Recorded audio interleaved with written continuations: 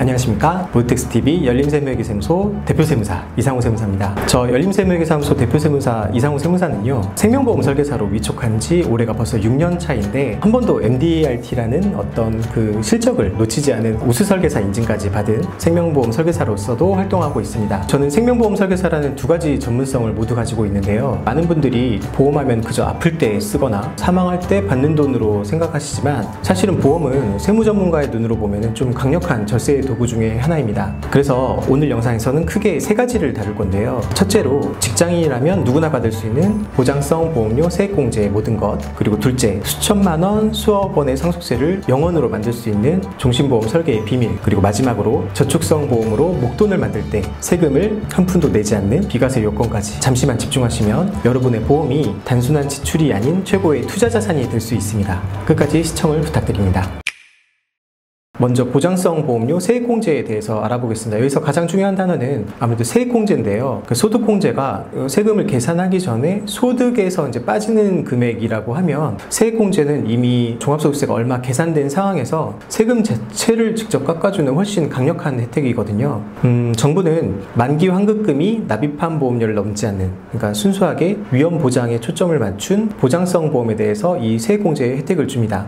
생명보험, 그리고 건강보험, 그리고 자동차 보험 등이 모두 여기에 해당하는데요. 단 이제 중요한 점이 있어요. 그러니까 이 혜택은 오직 근로소득이 있는 직장인에게만 적용되고요. 안타깝게도 저 같은 개인사업자 혹은 프리랜서는 이 공제를 받을 수가 없습니다. 세액공제를 받기 위한 환급 비율은 이렇습니다. 본인 또는 기본공제 대상자를 피보험자로 하는 보험의 보험료를 근로자 본인이 직접 납부해야 된다. 그러니까 여기서 기본공제 대상자의 조건이 중요한데요. 배우자는 나이 제한은 없지만 연간 소득 금액이 100만 원 이하여야 하고, 만약에 배우자님이 근로소득만 있다면 총 급여가 이제 500만 원 정도의 이하, 그리고 부모님이 만 60세 이상, 그리고 자녀는 만 20세 이하면서 역시 연 소득 금액 기준 100만 원, 근로소득 500만 원 소득 요건을 충족해야 되거든요. 그래서 가장 흔히 하는 실수를 예로 들어보면요, 근로자인 남편이 보험료를 내고, 그러니까 계약자는 아내, 그리고 피보험자는 자녀인 보험이 있다고 가정을 해볼게요. 이 경우에는 남편, 아내 누구도 세액공제를 받을 수 없습니다. 반드시 공제받을 근로자가 계약자로서 보험료를 직접 내고, 그리고 그 근로자의 기본공제 대상자가 피보험자, 보험의 대상이어야 한다는 원칙을 꼭 기억하셔야 되겠습니다.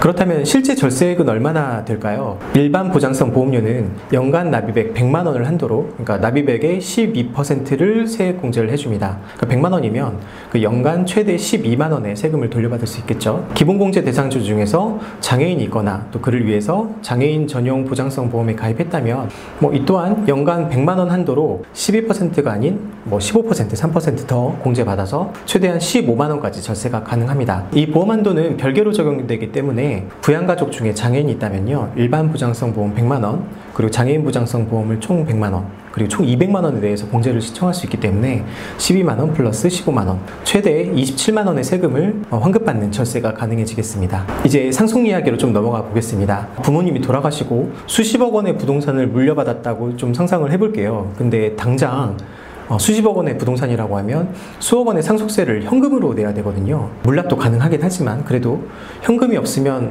어떻게 될까요?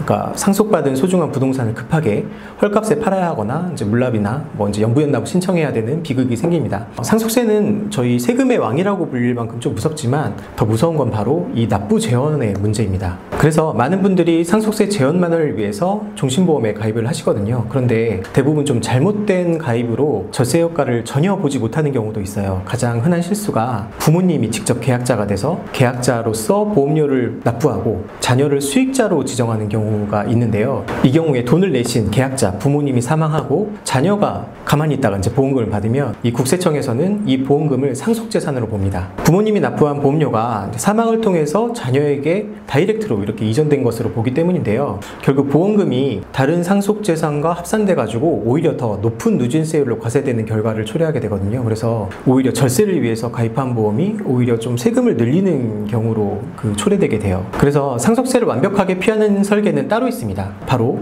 자녀가 계약자, 돈을 내는 사람이고, 그리고 자녀가 또 수익자, 그리고 사망보험금을 받는 사람이 되는 거고, 부모님이 이제 중간에 보험 대상인 피보험자로만 설정을 하는 거가 되거든요. 가장 중요한 것은 자녀가 본인의 소득으로 보험료 전액을 직접 납부해야 된다는 점입니다. 그래서 이 구조에서는 자녀가 자신의 돈으로 보험료를 내고 부모님이 이제 사망을 하셨을 때 계약에 따라서 보험금을 자녀가 받게 되는 거거든요. 이게 상속이 아니라 자녀의 고유재산 취득으로 인정이 되기 때문에 부모님의 상속재산에 포함되지 않아서 상속세 과세 대상에서 완벽하게 제외가 되는 것입니다. 그래서 이 보험금으로 상속세를 납부하게 되면 다른 상속재산은 온전히 지킬 수 있게 되는 거겠죠. 그런데 국세청은 절대 호락호락하진 않습니다. 계약서상 명의만 자녀로 해놓고 계약자를, 그리고 부모님이 뒤로 이렇게 돈을 줘서 보험료를 자녀가 납부하게끔 하게 되면 국세청에서는 실질과세의 원칙에 따라서 부모님이 보험료를 대신 내준 것으로 보고 이제 상속세를 과세하게 되거든요. 그래서 자녀가 보험료를 낼 충분한 소득이나 재산이 있다는 것을 나중에 이제 증명하는 것이 핵심이 되는데요. 근로소득 원천징 수용 수준, 그리고 사업소득이 있다면 사업소득 증빙, 그리고 보험료가 꾸준히 자기 통장에서 이체된 금융 기록 등을 철저히 보관해야 되겠습니다. 이것이 국세청의 조사를 방어할 가장 강력한 증빙 무기가 될 거예요. 마지막으로 저축성 보험입니다. 아무래도 저축성 보험의 가장 큰 매력은 특정 조건을 만족하면 납입금을 상회하는 그 환급금, 이 차익을 저희가 이자소득으로 납부를 하게 되는데, 이자소득에 대해서 세금을 한 푼도 내지 않는 보험차익 비과세 혜택입니다. 은행 예적금이나 펀드 수익에서 15.4%의 분리과세 세금이 붙는 것과는 좀 비교하면 엄청난 장점인데요. 이 비과세 요건을 충족하기 위해서는 저는 이거를 15-150 법칙이라고 부르거든요. 즉 10년 이상 유지, 그리고 월납 상품의 경우에는 5년 이상 쭉 장기적으로 납입을 해야 되고, 그리고 모든 월납 저축성 보험료의 합계가 월 150만 원 이하, 일시납도 있는데 일시납은 한 번에 1억 원 이하, 이 세 가지 조건을 모두 충족해야 이자소득 비과세 요건을 충족하게 됩니다. 그런데 이 비과세 혜택에는 장기 유지라는 대가가 따르기 마련입니다. 그 5년 이상을 채우지 못하고 중도에 해지하면 어떻게 될까요? 이 비과세 혜택은 모두 사라지고 발생한 이제 차익에 대한 이자소득에 대해서 15.4%의 세금을 내야 됩니다. 더 큰 문제는 가입 초기에 떼는 사업비 때문에 원금 손실의 위험도 좀 크다는 점입니다. 저축성 보험은 좀 단기 목적이 아닌 10년 이상 묵혀둘 수 있는, 좀 쌓아둘 수 있는 저축성, 장기 여유 자금으로만 접근을 해야 됨이 필수이겠습니다. 저희 세법의 개정의 역사를 보면 보험차익 비과세 혜택은 계속해서 축소되어 왔었거든요. 앞으로 혜택이 더 줄거나 아예 사라질 수도 있다는 뜻인데요. 최근 보험시장에서 좀 논란이 됐었던 단기납 종신보험에 대해서 설명드리자면, 이름에서 보였다시피 이 상품은 단기납 보장성 종신보험이지만 단기간에 좀 높은 환급률을 제공해서 이게 저축처럼 판매되면서 좀 과세 논란이 있었습니다. 이에 대해서 2024년 7월 기획재정부는요, 사망 보장 등 순수 보장성 목적이라면 단기납 종신보험도 비과세가 맞다라는 유권 해석을 내렸습니다. 하지만 상품 구조상 이 단기납 종신보험이 저축 목적이 강하다고 좀 판단되면 국세청이 오히려 좀 뒤집어서 과세할 여지도 좀 남겨뒀으니까요, 가입 시에는 반드시 해당 상품의 구조와 환급률을 꼼꼼히 따져보고 세법 전문가 혹은 보험설계 전문가와 좀 상담하셔야 되겠습니다.